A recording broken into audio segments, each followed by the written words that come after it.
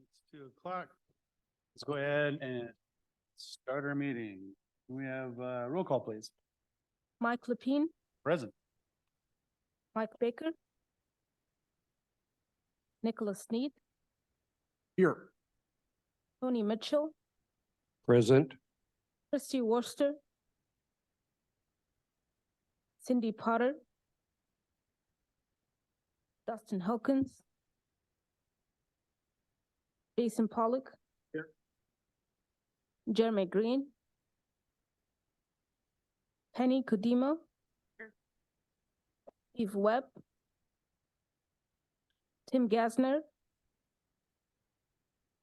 Tim Plummer, Present. Tony Lanson,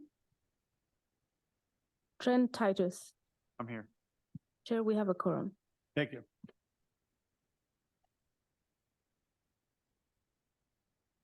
Okay, report and discussion of city's homeless camping regulations transition plan. Yep. Thank you, Mayor Lepine. Before we get into that, I did notice the agenda where probably agenda item number 3 probably makes better sense to discuss after number 1, the report and discussion, the homeless You want to camping bring 3 up regulations. first? Yeah. Let's go ahead and do that. Okay, so in your packet, well, let me back up. In response to the last meeting, I did reach out to several of our regional partners, and they are both physically here in the building today and then also online. One of those regional partners was the City of Bend. And what I asked the City of Bend staff for if they had any notices that they could share with us for their recent closures on Hunnell Road and the like. And so that's what you have in the packet, okay? And so what I'd like to do is, I don't know if we need to discuss these in great detail today. This isn't a work session. It could be if the committee wants to, though. But what we've done is tried to tweak these at a real high level, real basic review. And if the committee could review these and give us feedback on any changes or things that are missing or changes you'd like, we'd really appreciate that. So these have gone through their legal review at the City of Bend and recently actually been through the courts. So it isn't just a notice that we're copying and pasting because it's easy to get. We purposely sought out these notices because, one, we wanted to make sure that whatever notices we did issue for any sort of kind of closure or relocation, that it's been through real thorough review and whatnot. So that was staff's intention there. So we also have them in translated as well. So if you guys could just give us feedback offline, however you would like to do that, whether it be just a phone call or email, or, you know, if you feel like it, you could, you know, make track changes or just send us whatever changes you'd like. We're open to that. But this is kind of a subtle, more of a administrative component of the transition of some of these the camps to our bringing to compliance to our regulations. And so we can start work on these probably in the next month or so. We'll get them finalized. So questions, comments otherwise on that? Tony, you look like you're waiting to get. Yeah, just translation was who accomplished the translation for us? I don't know who translated these documents. Was it, did we get them with the translation already? Yes, they are in the packet. Yes, but with translation though, not being a Spanish speaker, I would ask anyone that has any sort of experience in this, let's make sure that the translation is appropriate. So just somewhat final. I don't know, there's a number missing from the phone number and. Oh, no, it's not. Still got. These are rough drafts, Mike. Yeah. And what is on 27th Street? What is that facility? These are just, locations in Bend where they, and so, Gotcha. This is just formatting review, not. yes. I mean, but we will identify we need to identify the locations where we need to issue these notices. So let me be really specific. So these notices probably need to be posted at the, 9th and Willow Creek Bridge or near there, where I believe we have some homeless. And so these documents, these notices would be revised to identify those locations as appropriate. So it's almost as if the locations don't necessarily matter at this point, right? Because we can put that in as we get closer to being ready to issue these notices. Does that generally make sense? Yeah, thanks for clarifying. Yeah.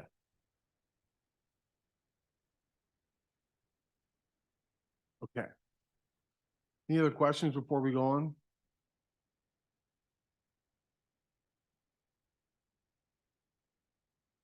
Terrific. All right. So I was on vacation at the last meeting. I would like to say, job well done, committee, for continuing to forge ahead while I was absent.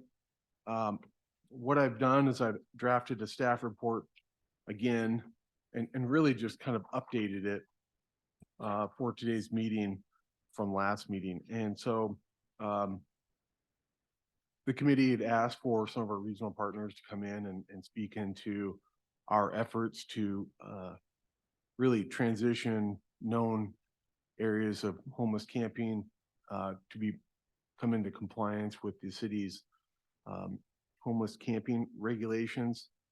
And so today we have, I don't know who exactly is online in the building, but I did confirm last week, as shown on the staff report, and if people don't have it in front of you, I'm just going to read it just so everyone knows who's likely to be here today.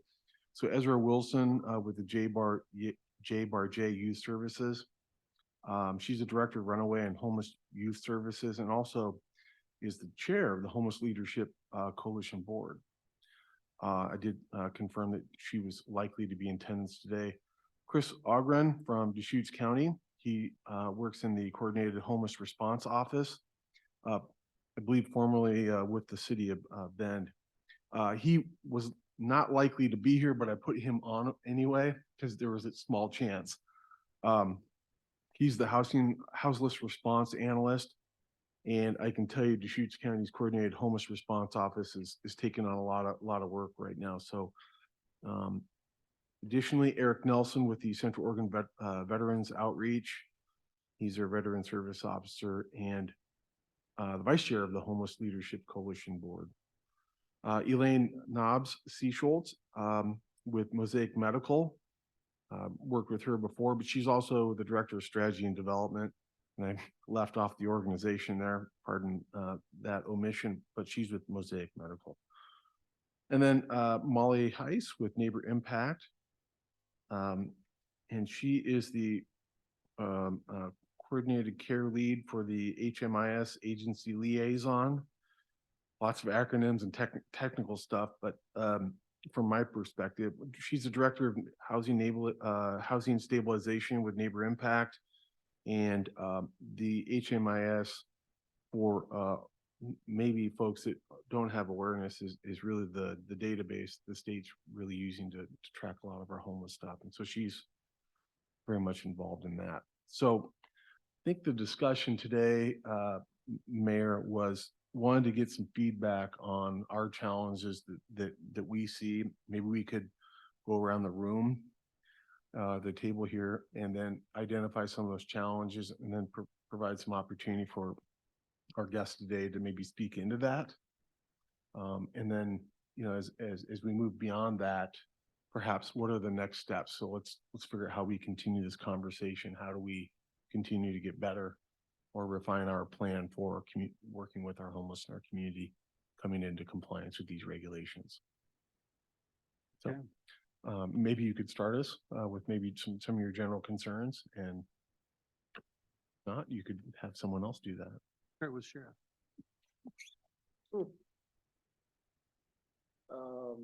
Is your microphone on? It should be.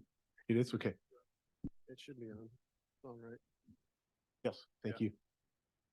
Oh, gosh, I don't know. I missed the last meeting, so, I'm kind of a little bit in the dark as to where that was at.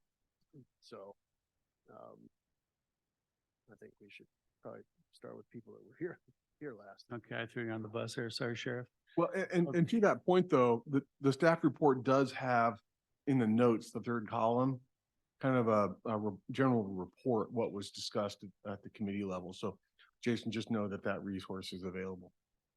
So you talking about our concerns on getting our forward plan forward or other plan concerns that we, Rolling out these new regulations, how do we okay.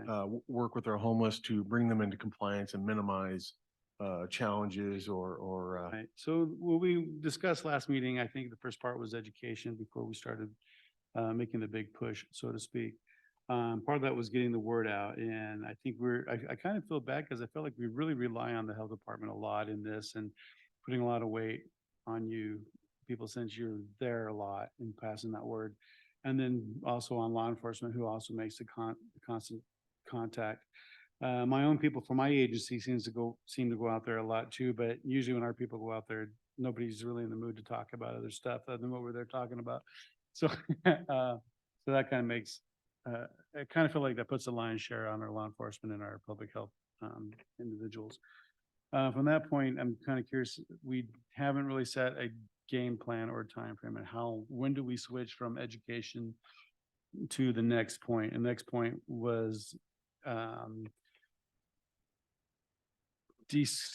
downsizing camps so we can get them to move from the humongous campsites they might have to something that's more what's already in the frame of the ordinance or what's allowable in size, and then start enforcing the actual ordinance. So my concern is not so much about the getting the word out, because I know those parties will get the word out. Well, it's just getting the transition of downsizing camps, and then what's gonna be the target date when we actually start enforcing the ordinance. Sorry, did we end up coming up with a specific area that we were actually going to give them access to go camp at? So it's settled on an area, or is there multiple areas? Because last time The council agreed on two areas which are actually quite near each other. One is where the camp is already behind Sonic, and the other one is in the 3rd Street right away, which is just west of Sonic, or west of, yeah. west of the homeless service center that's being constructed. I thought we couldn't let them go to 3rd Street right away until we built something. Right, we wanted to improve that area first. that was my concern, because there's construction going on there, and so I don't want them to be in the way of any kind of equipment that's moving around. Agreed. Yes, and so we're actively working on getting that site kind of laid out, if you will, just a geographic area of it, and then we're starting to work with the Public Works Department to get that area prepared. But that also is a concern. It's a valid concern. So we do need to coordinate with the general contractor and make sure that they're aware of it. Any sort of concerns are looked after. Yeah, I would say well, I don't want to speak for Chief Plummer, but from a law enforcement perspective, is us being on the same page of knowing where they're going and knowing what the regulations are for them when we do give them the notice. Because, I mean, my office can get on board with helping Madras PD to go give those notices. It's just, we all got to be on the same page when we do. Hey, this individual gets 72 hours, this individual gets immediate notice. They have to move. And then making sure that they understand that they're responsible for cleaning up their stuff. And then if they aren't, what are we doing then? If they're not cleaning up their stuff, are we charging them with a crime, littering, or are we, what's the next step? Which direction do we want to see that go? I agree with Sheriff Pollock. The other thing I would make a recommendation to is that 3rd Street access right away, that we not open that up until they're done with construction, because I can only predict that there's going to be missing tools and things from the construction site, which just either delays or adds to the cost to the contractor for replacing those materials, whether they're plywood or power tools. So that if we were to phase it in or go faster than slower that we use one site, and then once they're done with their building, their construction, then open up the second one. But I see that there'd be potential for the contractor to really be calling in for calls of service when stuff end up missing from their construction site. So I don't know what that timeline really looks like, but that's would be a concern as well. I think that would be safety concerns too. There'd be an industrial site. You really don't want people camping in that. Nick, it would appear that currently, though, the entire construction site is fenced, correct? Yes, So what we're talking about is really kind of outside the fenced area. It should not yes. impact the construction site. Also to speak to the Chief Plummer's question, if we were basing implementation based upon the construction of the Shelter Services Center, we'd be looking at past January. We'd be right in the middle of the winter. There is also just a note. There's what I've seen, and Trent, who's down there a bit, could probably speak to it, is there's been somewhat of a migration, if you will, of goods and stuff now that is to the, I call it the truck loop, to the south side of the truck loop. So even though I don't know if people have called theirself, starting to move their location, but what we're noticing now is in the loop to the south side of it, on the mobile home side, there's starting to be an accumulation of materials and that sort of thing now, couches and, and some goods that are not moving from day to day now. So just a note, again, I don't have a particular, dog in the fight, so to speak, but if we're basing implementation upon construction completion of the service center and changeover, we're talking like February. Well, that would just be one phase of the other one would be open for them to move to and go to. The current one, yes. Right, and my concern is I appreciate fencing.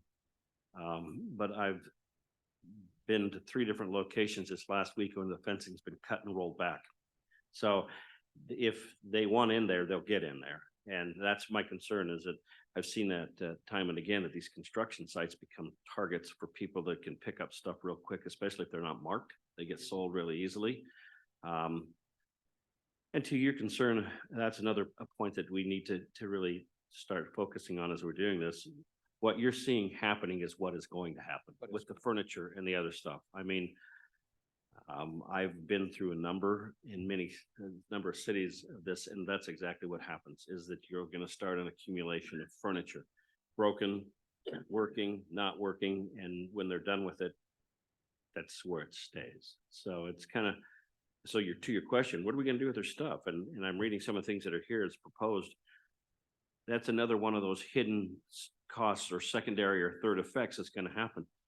The city's going to have to create a facility to take all the stuff, but we're going to keep it for 30 days. Then we got to publish a notice, and then we're going to have to pay somebody to haul it and either donate it or destroy it. I mean, that's the other thing, is that as we think about the accommodation and the reasonableness of this, the collateral effects are going to be left. And I've seen this happen as well. Once their site becomes junked up, they're not going to stay there anymore.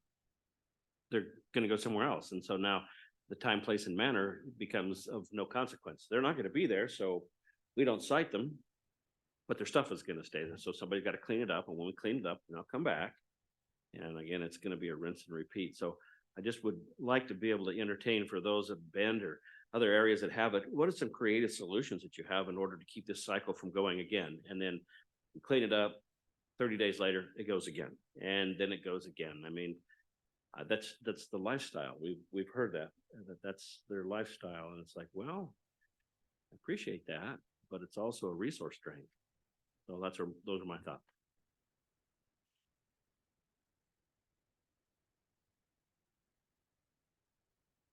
This is Mike. I'll jump in here. I don't see the value of posting or notifying or doing anything until there's a next step. And without the resource center, there is no next step. We're just gonna be shifting shell game people around. There's no,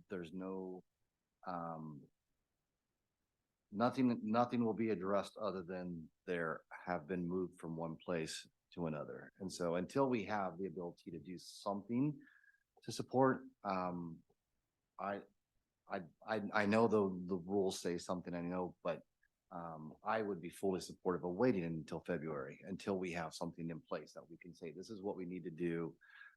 Because I just worry citing people, finding people. I don't even know what that will look like. I don't think it will be effective at all. I think that, maybe we need to do some legal research and figure out that if we're going to move them or ask them to move, that we possibly try to get ahead of the game and just give them a notice that says, here's your 30 days. And that way we can get ahead of that 30-day notice of immediately, once they're gone out of there in 30 days, and the site is available there for them to go to, that whatever they leave behind immediately gets thrown away. Yeah, let me clarify something. So when we say move, maybe that's an adjective being used that doesn't accurately describe really what the regulations require. The regulations require that they have a campsite less than, I think it's 120 square feet, and they leave every day and they take their belongings with them. So really the change that we're looking for is they transition from a more of a permanent location where they've been storing their belongings, erecting sort of a more than a camp, and change that to a situation where they can sleep there every night and then take their belongings with them every day. So that's really the transition we're looking for in terms of what the adopted rules require. With that, are we able to give them a notification when they do stay at that site and then they leave during the daytime? Whatever they leave behind is going in the trash. No. What we can do is we can notify them, as the chief said, we can take their belongings. We're required under statute to store them for a period of time. And if they go unclaimed at that point, then you can dispose of them. But they're not establishing residency there. I think that that's a key piece. If they're establishing residency, then we take over that property to safeguard their property. I think that there's, I don't have an understanding that, but I will look into it.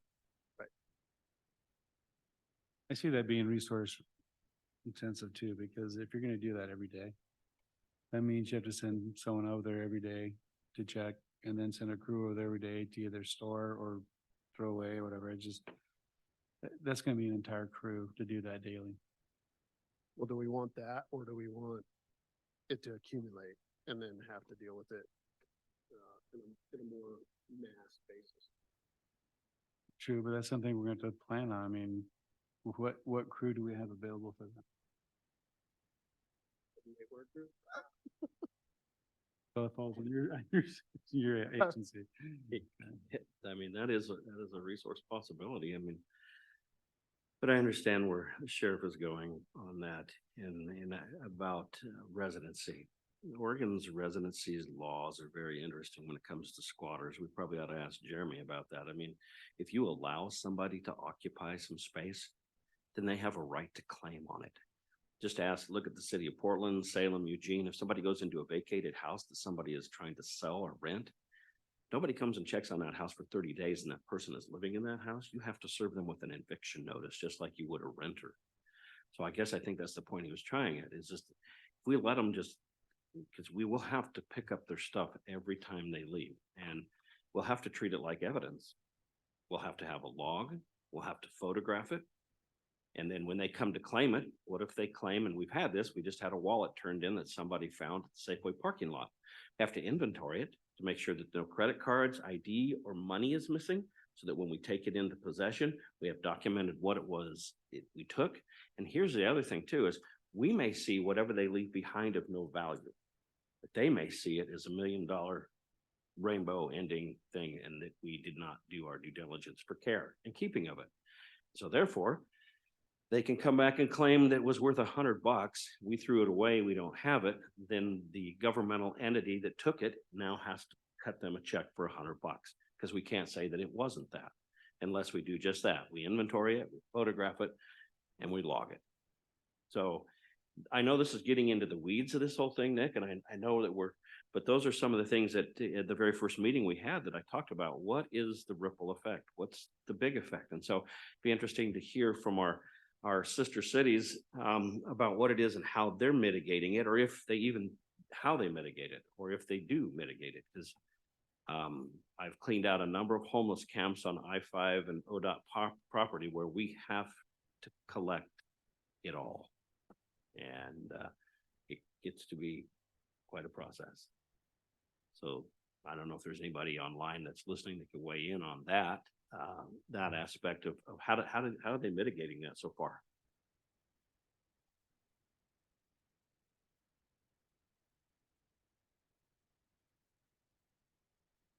Yes, we have Elaine Schultz from Mosaic Medical. You have Eric Nelson from Covo, Karen McCarthy and Michelle Jamalis, who are locals. And then Molly Heiss is here. So at this point, Mayor, I think maybe it's a good time to invite maybe Molly up. Yes. And if she has any thing to share, and then perhaps provide an opportunity for Elaine and Eric to share their perspectives. There's a little metal button there in the front if you just want to push that. Okay, There you go. now Thank you can hear me. Oh, I can hear myself too. Mhm. So in terms of the chief and sheriff's points, I don't have a lot of experience in that because Neighbor Impact doesn't do street outreach or camp outreach. We are involved though in the Homeless Leadership Coalition. My question is, do you have data collected on these folks? Do you have some sort of quasi by name list? Is there somebody that's doing outreach regularly? I know that the Hive is doing some outreach. It sounds like from the notes that Thrive is possibly doing some outreach. Who is kind of connecting and also, this is a really bad word, bad use of word, who's cataloging, who's out there and who's experiencing an unhoused situation right now? Because that's going to help you, kind of tailor your services when your shelter services building is open and whatnot. It doesn't speak at all to how to mitigate some of those ripple effects and costs. And I think that City of Bend is certainly one to connect with about that. I don't see Lynn or Amy or Brooke on the call, but I think they're an invaluable resource because they are playing that what feels like a whack-a-mole game right now. And I have not actually heard that approach or that thought process, who's going to do the work? How are we going to pay for all of these additional pieces that really keep us out of hot water? So I would just say that it's pretty imperative to figure out how to keep track of and be aware of, and maybe that's just knowledge that you, Sheriff, and you, Chief, have kind of inherently in the back of your head. But can we get that into the HMIS, which is Homeless Management Information Systems? Get some of those folks assessed for vulnerability so that we can maybe tailor some outreach and engage other service providers that, and I don't know, Cindy, are you all doing any sort of outreach of any type? That's one of the things that we see is we've got services dripping here and there without maybe as cohesive a plan as possible. And that's one of the reasons that the coordinated houseless response office came into play.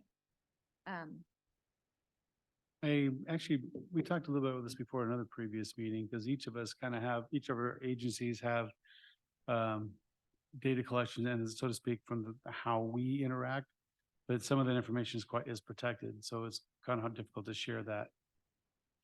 There are a lot of emerging data sharing agreements.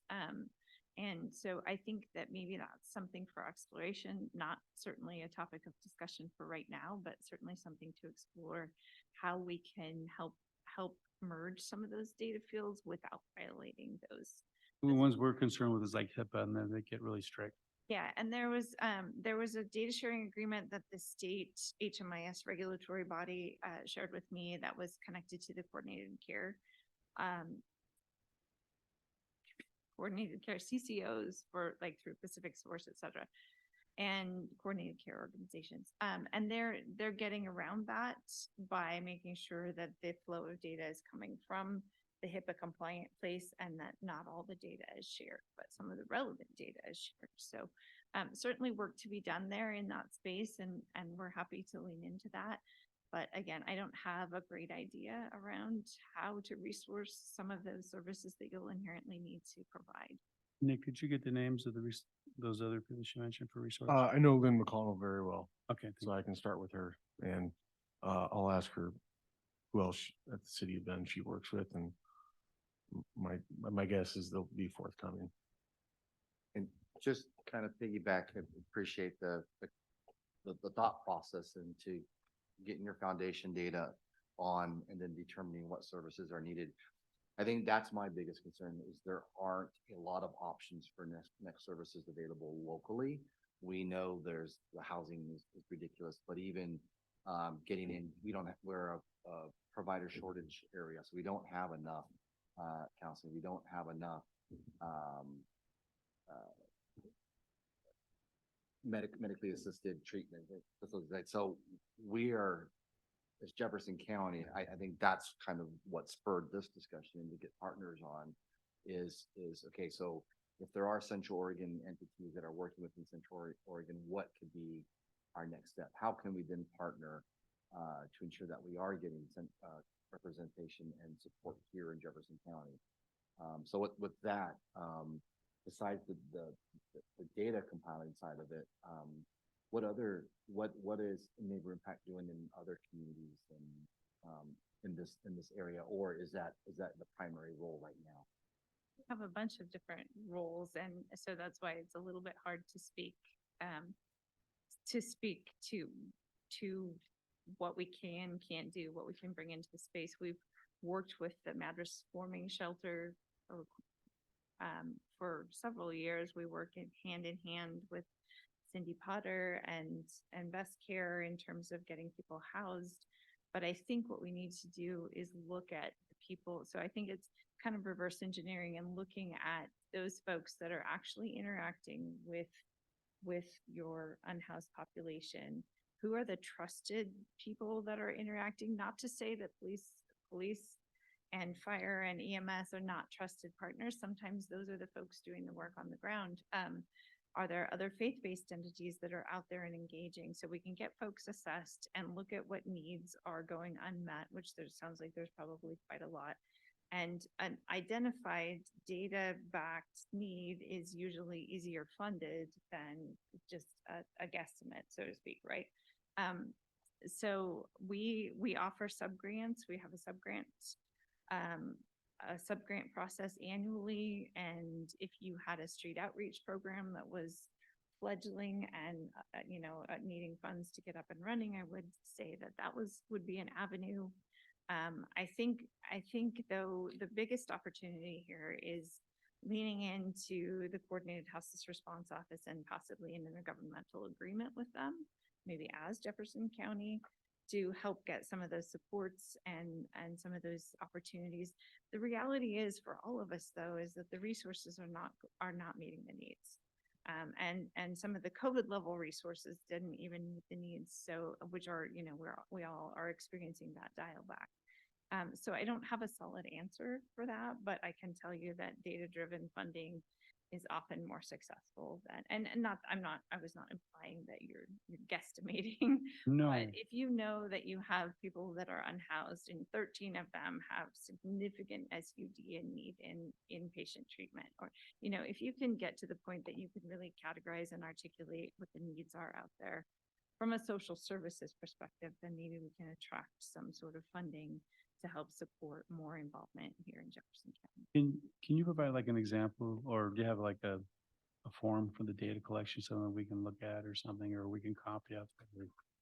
I can Send it, Nick. get it to Nick, kind of a standard coordinated entry. I'm almost positive Health Department has a much more complete data collection than our agency does. since they have a big rider scope and we see a certain population of that population, so. I'm out there daily, and I'd have to say about 85% of the houseless population suffers from alcoholism and or other drugs. And just getting them, like you said, lack of resources, getting them in. Absolutely.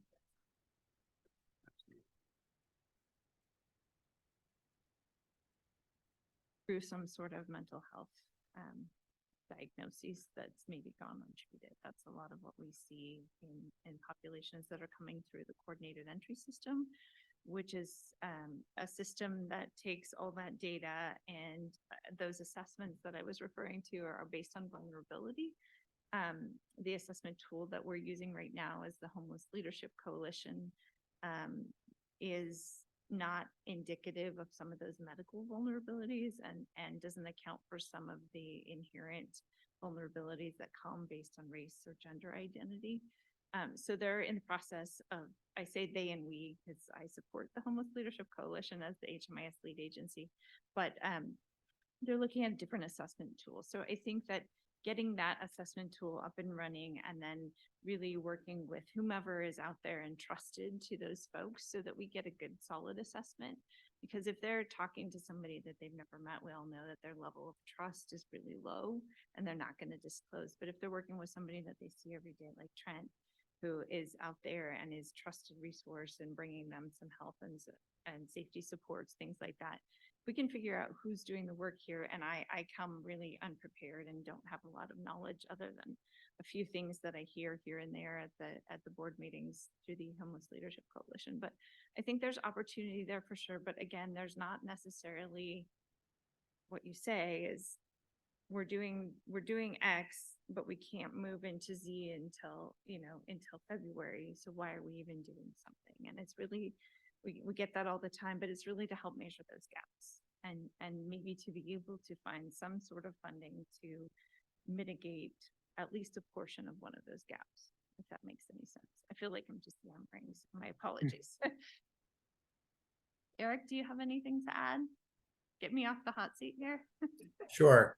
I'm happy to go next. Thank you for having me here, Eric Nelson. I work at Central Oregon Veteran Outreach as a program coordinator for a VA grant that we administer for homeless veterans. I'm also the vice chair for the Homeless Leadership Coalition. I think everything Molly said was accurate. I agree with the statements made about why are we attempting to post now?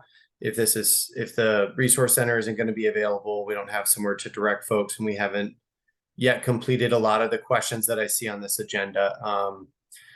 So that's a good point, but the sheriff, I believe, is the sheriff making the comments about past clearance operations along I-5. The process you're describing is very accurate. It is very arduous, but it is a legal requirement. So how do we bridge the gap from one thing to the next thing? It's difficult. There's not one approach. HLC is not an organization per se, but is a collective of service providers who all use different methods to address the things that you're trying to address there. I do want to respond to something Michelle said in the chat about first responders. One of the members of the HLC board is a member of law enforcement, is a Ben PD officer. And we do encourage, the HLC encourage the input of law enforcement first responders who are offering a perspective. And that's why I say HLC is a collection of perspectives.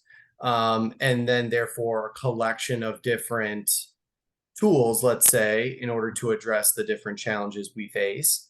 And I think the law enforcement perspective is a needed one. And I agree, we should not be relying on first responders for doing something like street outreach, which is why they do not do that in the other parts of the Central Oregon continuum of care. Service providers do. But like Molly said, identifying those service providers, and I do believe it's it's really the first thing on the agenda here that I'm looking at about education and outreach focus area, which community partners can assist with crafting messaging. And that's, I think, where we're at here is identifying what does the framework look like and what are our problem areas. And if we had $500 million, let's say, what would we want our homeless response to look like there in the city of Madras in Jefferson County? And then taking that 35,000 foot view and then pulling back into all of the different subject areas, because I think that's how you're really going to build a strategy that works for your community and be able to tie in the supports like the HLC, like other funding, other service providers that might be able to do the work in your area or contribute to the work in your area. So that, without any kind of bias or judgment towards what it currently looks like, really crafting a strategy that takes you from where you are to where you would like to be ideally, and then moving consistently towards that. And I think the most progress that has been made here in Central Oregon has been when organizations, service providers, and others come together the way you are doing right now in order to make that consistent improvement in your community to affect the change that you're looking to affect. But data-driven, Molly said it, and she's correct about data-driven solutions being the real game changer for how you're going to have permanent change. It's not so much the posting and the removing encampments as much as it is saying we were here and the data tells us we're now here and we have made this much improvement.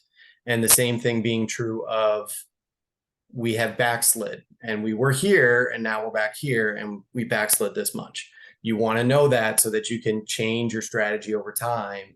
And I know I'm speaking in really broad terms here, but that's where HLC, participating in HLC, Tony's participation in HLC, he said to us, he's like, we need the experience of these other service providers, and that is the strength is what we need here. Getting the input of Bend, how the municipal staff there have dealt with camp removal, how they've dealt with storage solutions, all the things that you're talking about, and then how have service providers pulled people out of the camps into permanent housing or relocated them to other areas where they could achieve permanent housing if they weren't able to here, all of those kinds of solutions. So I think that's really where we're at.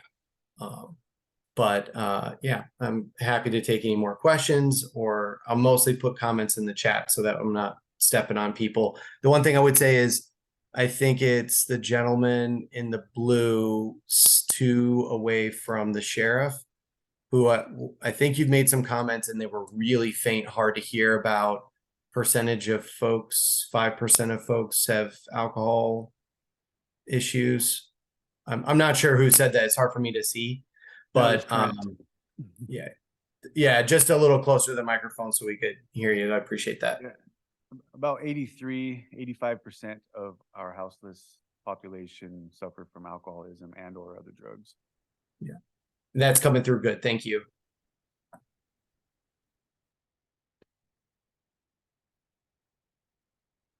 Okay. Any follow-up questions? For Eric? Not a question, but maybe thinking through what Eric just mentioned in the latter part of his comments. I'm wondering if it would be profitable to ask some of our colleagues at the city of Bend who have dealt with the camp removals, the storage of properties and that sort of thing. Could we create a working session or a session to hear from them, particularly around that topic area? Oh, I'm sure they would. I guess the question is, does this committee want to be involved? Because at the staff level, we can definitely, go down and talk with them, or they come here, but whatever makes sense. But the question is, how much involvement does the committee want on that? Or, frankly, I think it's maybe more appropriate for the committee to set up an expectation that we're gonna, if we need to remove any belongings, that we're doing it lawfully. We have the ability to catalog, use the word, make sure we can track people's belongings and when they want them back or can get them back, we are able to do that. Or, as the case may be, if they need to dispose of them after a certain amount of time and under certain circumstances, we do that. That to me is the real question. What's the level of involvement from this committee? So I don't know, and Trent, if I'm speaking your name out of turn, catch me. If city staff was going to have a session, travel to interact or whatever, I'm wondering if there's one or two of us from the committee that could sit in with that. I, for one, would offer myself if that would seem profitable. I don't know if that, Trent, I'm not wanting to put you up. So there's a couple of us from the committee that maybe interact a little closer with the population. It would be great that we could at least participate or hear some of the suggestions that are being made. If it's not the full committee, Yeah. so maybe it could be city staff plus a 1 or 2. I don't know if that would make sense. Yeah, I think that's fair. So what we could do is I'll work with Lynn McConnell, see if we can set something up. Have a meeting to discuss it, and if appropriate, maybe there's some sort of tour of however they're storing these belongings and figure out what those methods are and see if they work for us. In some cases, maybe change them to meet our needs. But so if there's an interest in the committee, I guess we can just handle it via email. They can email me, Mayor. Yeah, sounds good. Did that suggestion make sense, man? Yeah, it did. And what all Nick requested, if you're interested in participating in that, send him an email. Let him know. Nick, just a point of clarification, Eric, when he was talking, mentioned he had put a bunch of stuff in the chat and it looks like Michelle's been active too. Will those notes be available after the meeting or do I need to go get my glasses so I can read that? No, we can definitely make them Okay, available. great, thank Bob, you. can we make That's those easy. available afterwards? Thank you. That's probably the easiest thing we can do today.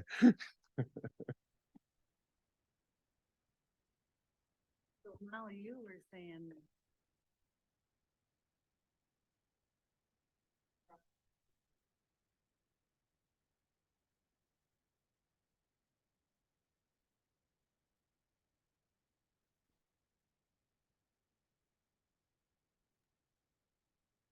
So We there's cannot hear. oh, I'm sorry. I was just asking Molly, one of the first things we should do is to try to figure out who all our homeless is and put them in a database. Yeah, so we're state and federally mandated to utilize the homeless management information systems to track data requirements based on funder regulations. So one of those functions is called, and it's a HUD mandate, it's called coordinated entry. And what that means, it's one stop to kind of connect folks experiencing an unhoused circumstance with the resources or programs available at that time. We've got some shelter beds that are accessing their clientele through the coordinated entry system, and we've got some continuum of care programs, rapid rehousing and permanent supportive housing that access all of their clients through that. So one of the steps is that first assessment, which measures their vulnerability, and it's basically their vulnerability to die because of homelessness. And as I mentioned before, right now we have an assessment tool called the Vulnerability Index Service Prioritization Decision Assistance Tool, VI SPDAT. It has some inherent issues that have come up nationally. So we're exploring with Thurston County, Washington, adopting what they have is called a HEAT assessment. It stands for Housing Equity Assistance Tool. So what it does is it goes through and it runs through multiple different segments of what's going on with that person. And it might be something that you don't complete in one instance, but it's because you have that relationship, then you gather that information. So it kind of looks at trauma, it looks at substance use, it looks at mental health, it looks at physical health. It looks at all of the things that we might be able to connect them to services for. and measures their vulnerability. So some of your folks, I mean, I could speak to Bend because that's where I live, but like some of the folks that are on China Hat are working full time, and they're managing, they have good executive function, they are managing, they just aren't housed. Just folks like that need a lighter touch case management, they need access to affordable housing units. So by being able to look at, and I use my hands a lot when I talk, so I apologize for those of you that can't see my hands. What we need to look at is get your folks that are out there assessed, get them in the coordinated entry system so that they're not missing out on opportunities when there's a rapid rehousing slot or a permanent supportive housing slot. A lot of those programs are tenant-based, so that means they're available across the geographic region that the continuum of care covers, which is Crooked, Chutes, Jefferson counties, and the Confederated Tribes. So it's important so that folks don't miss out on opportunity, but it also helps you look at some of the reasons and the timeframes. So how many folks, if you had 300 folks that were out in the 3rd Street camp, and how many of those folks are chronically homeless? Because chronically homeless populations have access to different services. So it really kind of is a services connection tool, but also helps. The coordinated entry system is supposed to, at some point, be replaced by HUD, or be a replacement for the point in time count by HUD. So it's an actual active tool that's being updated regularly by people that are working with folks versus a spot count in one of the most horrible weather timeframes that Central Oregon has. So it's just more about making sure that we're keeping track of those successes, keeping track of those gaps, keeping track of what services we really need to implement, because sometimes groups of us sitting around the table, we see the need, but we don't know exactly what it is. So we don't know exactly how to focus some of the resources or go for the right resources if there's like some availability within grants.gov or something like that. So it just helps you to kind of narrow down and hone your approach a little bit. So I would highly recommend that that's one of the first steps that we get ironed out, is who's out there, who's willing and able to do these assessments with folks, and how do we navigate all of that and get that data in there, so then you can use that, your committee even can use that to kind of help make some decisions. It's not going to have any impact on how you notice or what time frame you use or how long you store their stuff or who pays for that. It's not going to, unfortunately, it's not a magic wand like we all need, but I would recommend that as a really strong place to start, so that you really understand and know who's out there and what their needs, their focused needs are. Mayor, just wanted to call out Elaine's comment in chat, and maybe it might be a good time for her to share any thoughts that she may have. Yes, Elaine?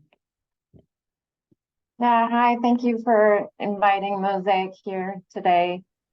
And I really support what Eric was saying before, and Molly. They have been huge leaders in the region, and we're part of the Homeless Leadership Coalition also. But in addition to Mosaic's clinic up by the hospital, the health department, you all may know that Mosaic has been having our mobile clinic go out every other Tuesday to support folks in Madras. And we are having a little transition period now with staffing, but we're dedicated to doing that. At the same time, we are looking into seeing if we can get funding to support providers to do street medicine, to actually go out without a mobile clinic and meet people more where they're at. So I just wanted to update the group on that. Of course, Indian Health Services needs to be in the conversation about providing any health services to tribal members. And we know that we need that collaboration, but I just really wanted to emphasize the need for thinking about supportive services and permanent supportive housing. So really getting people off, being able to not be on the streets camping anymore, where somewhere they can go and be supported when it is really hard often for people to transition to housing when they haven't had permanent housing for a long time. So I just wrote in the chat that I'm a board member. I'm the vice chair of Central Oregon Fuse, which is a nonprofit dedicated to looking at providing and partnering to have more permanent supportive housing across the region. So I put our executive director's email in the chat, and right now we just have a first big initiative in Bend, but it really, we are dedicated at looking at the region. So if you're coming over and folks are meeting with Bend, City of Bend folks and others, I would really recommend, and you can of course reach out to Colleen, the director, but really having permanent supportive housing has been just the path that so many areas around the country have seen to really be successful in supporting people to get off the street.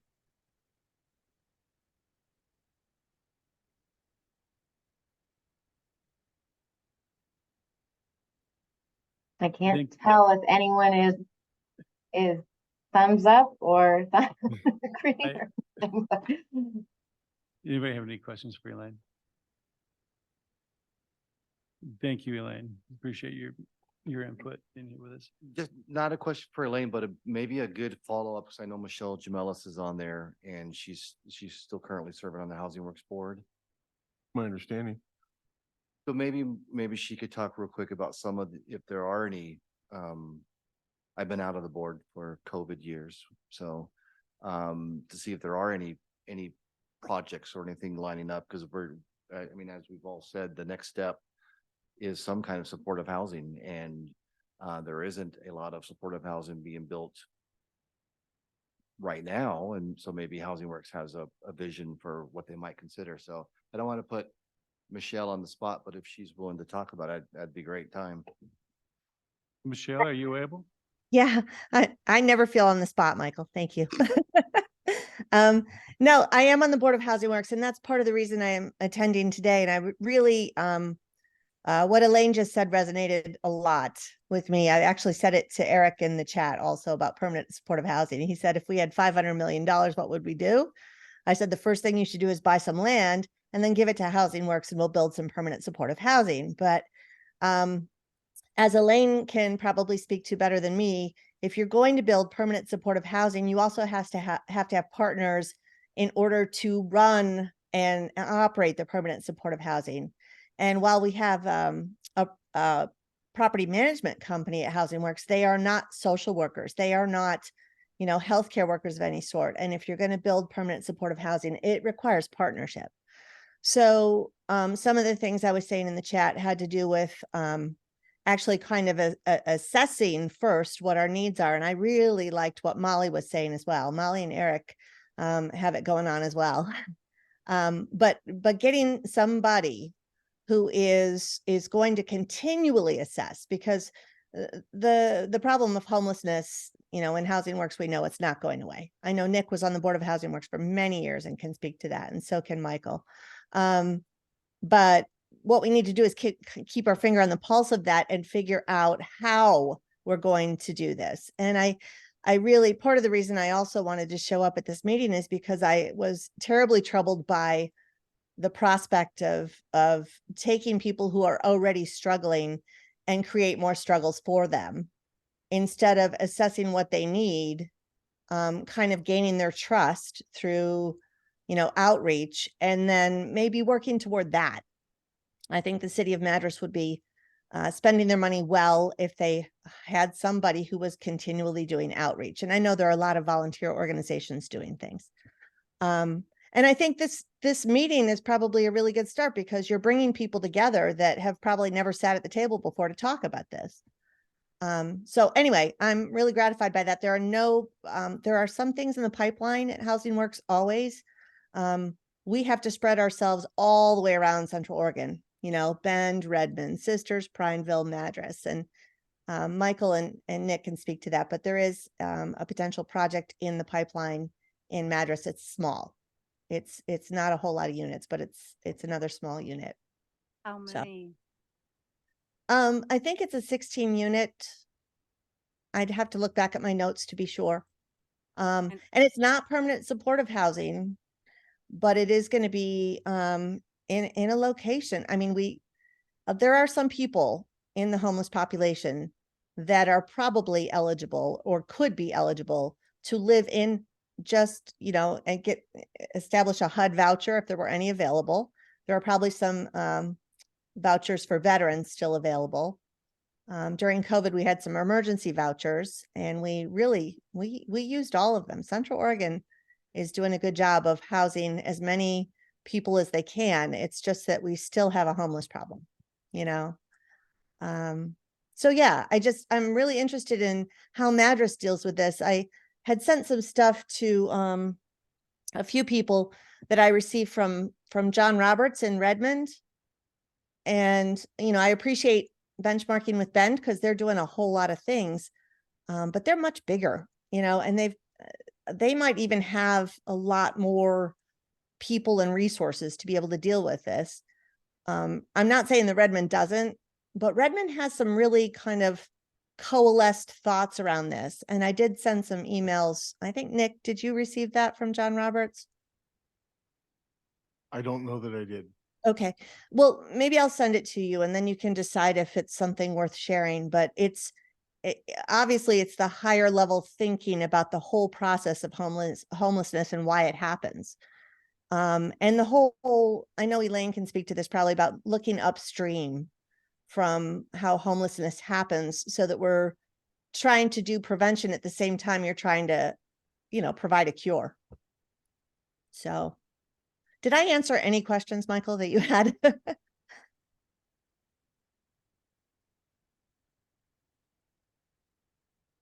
Anyone else? Well, Best Care, we do have some clients that have the Housing Works Golden Ticket voucher. Our biggest problem is trying to find rentals. Right. I mean, I've had a few that they didn't get a rental because we couldn't find it cheap enough. We've had quite Exactly. a few, actually.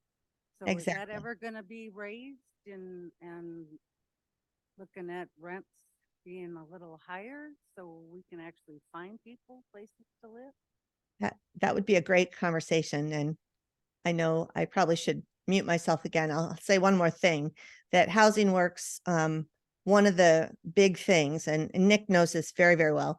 One of the big things is if you can give us a piece of land, we are a whole lot. That's a mother may I giant step toward being able to build affordable housing. So, and for people, AMI 30%, AMI 60%. So yeah, I mean, that and SDC costs and things like that the city, I know Nick has done a lot of work toward those goals. So you're looking like having a Chennai Landing and a Rolling Sage possibility of both, because we've had quite a few clients that we've put in there and that's been great. yeah, it is, isn't it? It's, Do you have any land? yeah, there's a lot of land in Madras that's owned by a lot of people, and it's about the city participating and the county participating. Nick can tell you that there's this, it's really hard and expensive to build housing. They're multi-million-dollar projects, but it goes a long way if there's land donated. Lapine donated a bunch of land. Rick Allen was actually at the helm of that. And we built, I can't remember, 30 some units of affordable housing on that. So there, I mean, and Nick is very well aware of, so is Michael, of some of the things that the city of Madras has done to make it easier. One of the problems we have is, I can't remember I can't remember the name of the project that we built up on Highway 97 first. Can't remember what that's called now, but Canyon East, that's what it is. So Canyon East, actually, the problem with that one is it's partially USDA funded. So it has to be somebody who's got a farm worker in the family to be able to live there. But the others, if someone has a voucher, those are available. But they have to have openings. Well, they have to have openings, exactly. And that's why we need to build more. There's Right. no doubt about it. Anymore. Isn't there something coming up in the future? Yeah, there is. But it's a couple of years down the road. I could get out my spreadsheet. I've got a spreadsheet of all the properties that are being built in Central Oregon. but we're only one organization and there are others that are building affordable housing as well. So clearly, this isn't an overnight fix. It's not an overnight fix. No, not at all. Not at all. But thinking, I guess my point in coming to this meeting is to, Thank you, Elaine. Sorry, Elaine's leaving us, so. oh, bye, Elaine. Thank you. Yeah, just to, yeah, just to say that if we can start at the beginning instead of moving people from the homeless camp, I think we're putting homelessness on display if we're asking them to leave their camp at 7 a.m. And that really bothered me when I read that, because I kept thinking, well, that's what's going to happen. People are going to find a grocery cart. They're going to put their things in there, leave things behind, create a financial burden on the city. So, but I'm speaking out of turn. People are nodding, but I'm speaking out of turn. So It's, I understand that. And part of this is, we came together collectively to come up with some good solutions, or yeah, at least ones that we can live with or we can work with. And then, but we're not the deciding committee. We make reports to the city council, who then right. takes what we say, and they make decisions, and then we have to try to find the next best. And that's where we're at now, is trying to come up with the next best game plan to negotiate around what the city council has decided. Great. I did get some encouraging words from some of the council members, and they agreed that this is a living document or a living thing. So knowing that some things may have to change depending on what we're able to come up with or how things move forward. This committee is built up of people from a wide variety of resources, which, by the way, I'll point out, are 2 paramedics. Just had to throw that in there. For that sole purpose, because we do have all different perspectives. And I really find that the health department at Best Care really carries some weight on this. And we thank you for your expertise in this. So it is not without recognition. Nick, is there anything else? No, good discussion today. You know, I would always want us to make more progress sooner than later, and perhaps more actionable, but this is hard. That's the reality of it. And so as quick as someone would like us to maybe make some changes to the way our homeless are in our community, at the same time that slowing things down also makes sense. So in balance, I think we're probably making the right speed. Just some quick kind of conclusions, maybe. Yes. So I'm hearing very clearly assessment as a priority, so we can get data, so we can make some data-driven decisions there. Also, we will organize call it a work session, really try to do a download with the city of Bend via Linda Connell and her team. Also, maybe during that same visit, while we're down that zip code, maybe it makes sense to work with Colleen Sinsky and Fuse at the same time. So maybe kind of group a couple different learning opportunities at the same time there. I'd be interested in going with you on that. Yeah, I imagine you would. Yeah, I would be surprised if a lot of people didn't want to go. So those are my major takeaways. Just on the fly here. I'm sure there's some others here, but so we'll try to continue this conversation with this. Obviously it's just kind of a standing agenda item. And then I think that's kind of really covers it for the time we have today. Question, 'cause we have so few security. Coordinated entry system that is all Jefferson County. I mean, all Good the speaking in the counties? microphone, please. Oh, I'm sorry, coordinated, the coordinated entry system that you talked about, Michelle, is that for all use of all 3 counties? Yeah, it covers all 3 counties and the Confederated Tribes of Warm Springs. So the continuum of care service area overlaps with neighbor impact service area and includes those 4 regions.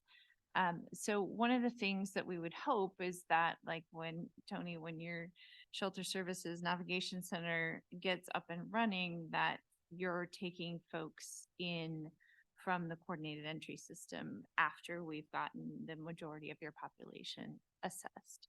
And so sometimes there's housing opportunities, like Michelle was talking about vouchers and Cindy was mentioning vouchers. My hope is that we could figure out, and Michelle, maybe you can wave your magic wand with this, figure out how we could do some more project-based vouchers, maybe for chronically homeless or literally homeless folks. But what it does is it lines people up and gets them poised and ready for when there is an opportunity. Like right now, we have 5 rapid rehousing program slots. It's tenant-based rental assistance, so it's a lot like a housing choice voucher in that the tenant has to find and qualify for a unit. And some of our folks come with barriers that can't be navigated, but we're figuring out kind of in that case conferencing piece, how we can help support our collective clients in navigating some of those challenges and what's working really well and what's not working well.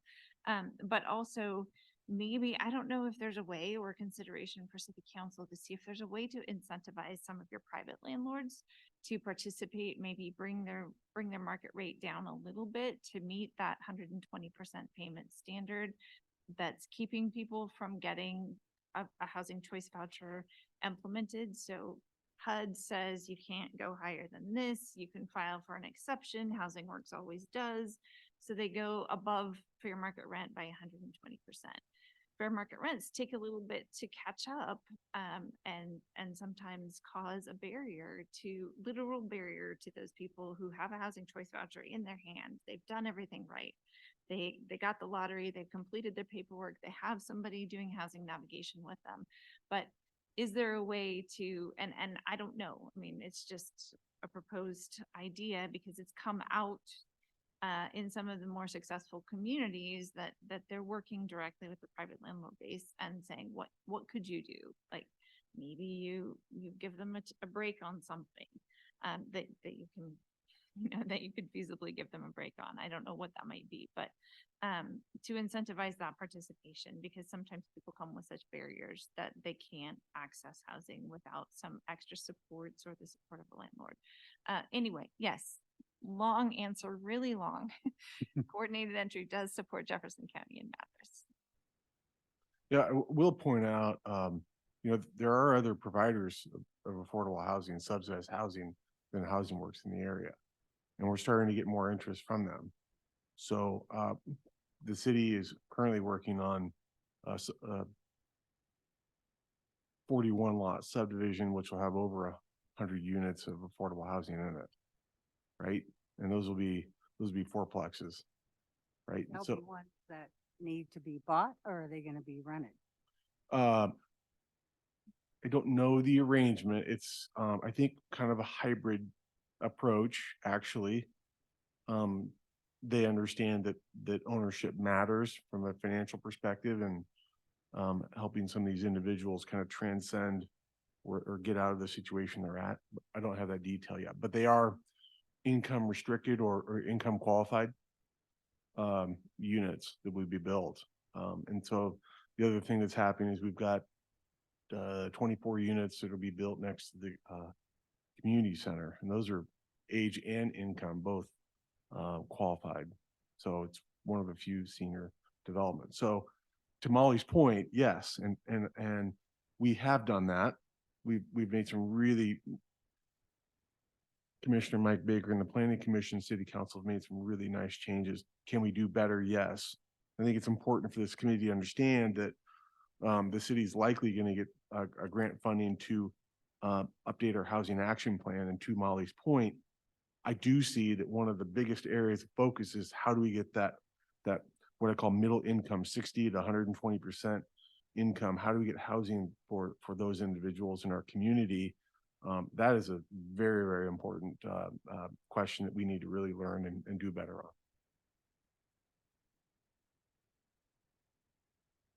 Tony, it's probably already there, but since the shelter is not going to be, sorry, support.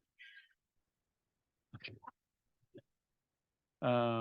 Is there still a winter or warming shelter available for this? Yes, I don't know where it's going to be, but we'll be ready to emergency house people nightly on November 15th. Location is TBD, but that's kind of what we do, and we're really hoping for something to emerge.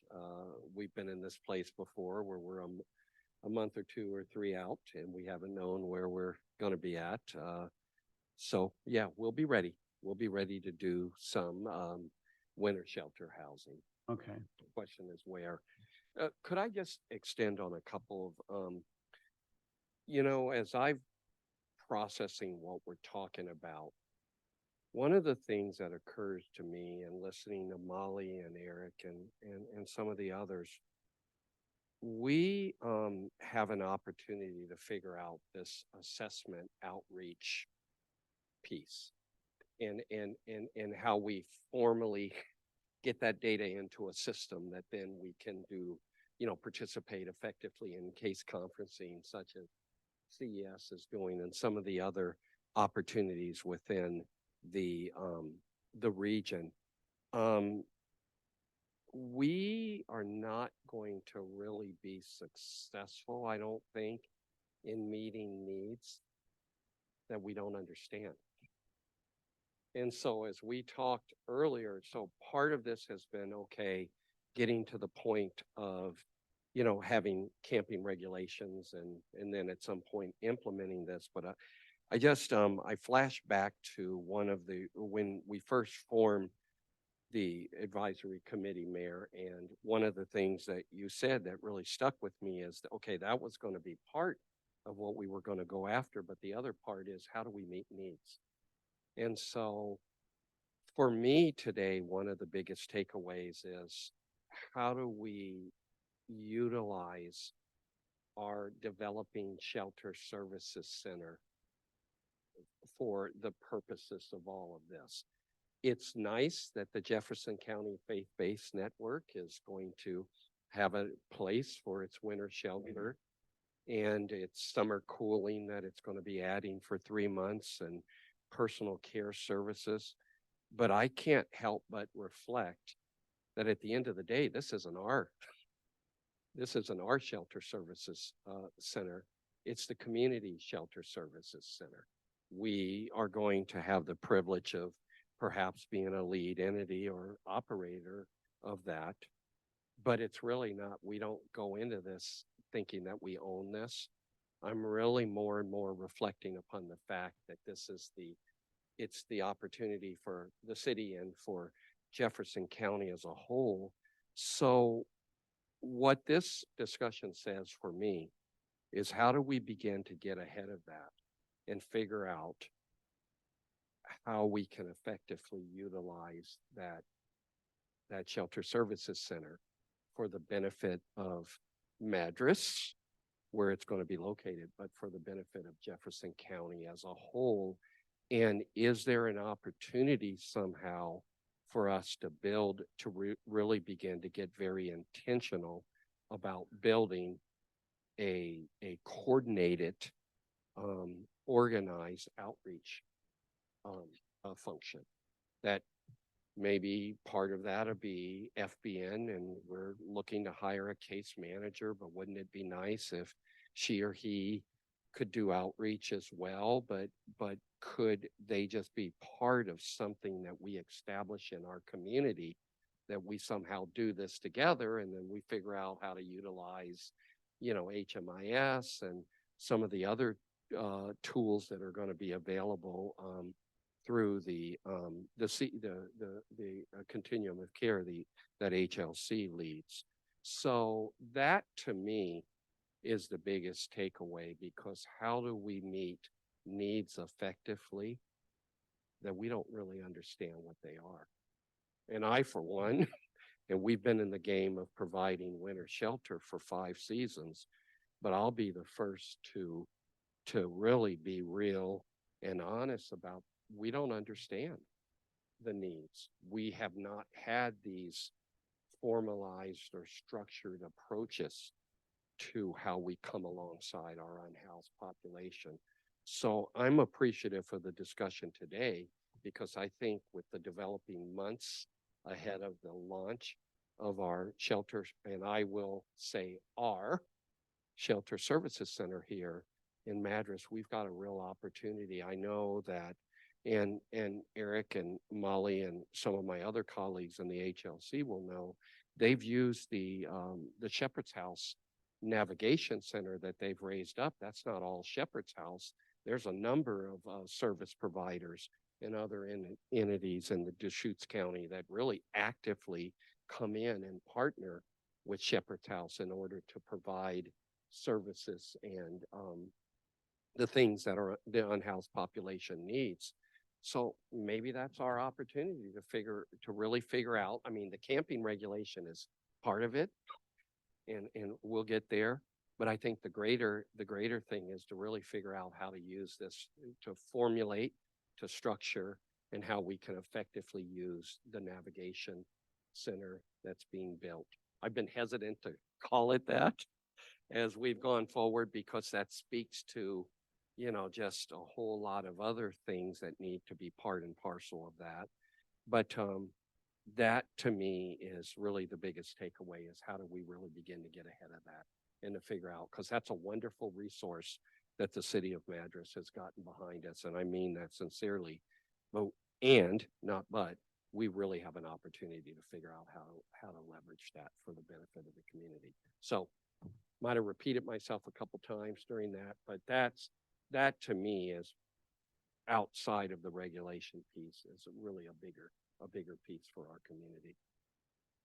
Thank you, Tony. Nick? That's actually a really good segue into the last agenda item, which is I wanted to discuss the interest of this committee. Ultimately, maybe at a later meeting, make a recommendation to the city council to participate in the coordinated houseless response office that COIC is in Deschutes County and the cities therein are starting to set up. And so in the packet is this diagram that I understand Tammy Bainey put together herself, which is in studying it, a wonderful diagram, understanding the organizations working on homelessness in terms of response. I learned about this at a recent, last month's COIC board meeting, and basically COIC is being asked to be what appears to be at minimum the fiscal agent, but probably a lot more than that, to organize and align efforts for a homelessness response. And the cities of Bend and Redmond were very supportive and frankly asked the board for this. They are moving forward on this by entering into an IGA with COIC for that. So really Deschutes County, COIC, and Bend and Redmond will be in an IGA to do this. It makes a lot of sense for the reasons that Tony and Molly discussed at our meeting today. And so I don't know how much this really makes sense to some of the committee members, but if there is some general interest on it, we could also ask Tammy Bainey or one of her staff members to brief us on it at our next meeting. And then my thought would be that this committee really is an advisory committee to the city council. We could make a recommendation to the city council for them to consider it, for which then would be moved on to COIC to see if they would be open to us partnering in that. And I will say that I've done some preliminary work and research, and they of course would be interested in the city of Madras. I think the bigger question is, would Jefferson County also be part of it? But I think starting at this committee level, understanding the opportunity, and then working it up to the city council makes a lot of sense. Mayor, your thoughts on that, at least in terms of process? Sounds good. Okay. I think that's all I had today for our meeting. Thank you, Nick. Great meeting. I appreciate our regional partners coming. Good to see you in person, Molly. Again. Thank you for coming and joining with us. See you too, Eric, and Elaine left. Michelle, thank you for your inputs as well. Does anybody else have anything else? Gonna meet again? Yes. Those are always the tough questions for Those me. are the tough questions. And 2 weeks is Labor Day. I think we're supposed to meet on the first Monday of the month. You want to move it to the 11th? Everybody okay with that? Botman, can you help us adjust the calendar accordingly? Okay. All right, so we will meet at 2 o'clock on September 11th here at City Council or in the council chambers or online as people need. Okay. Nobody else has anything else? We'll go ahead and adjourn at 3:24.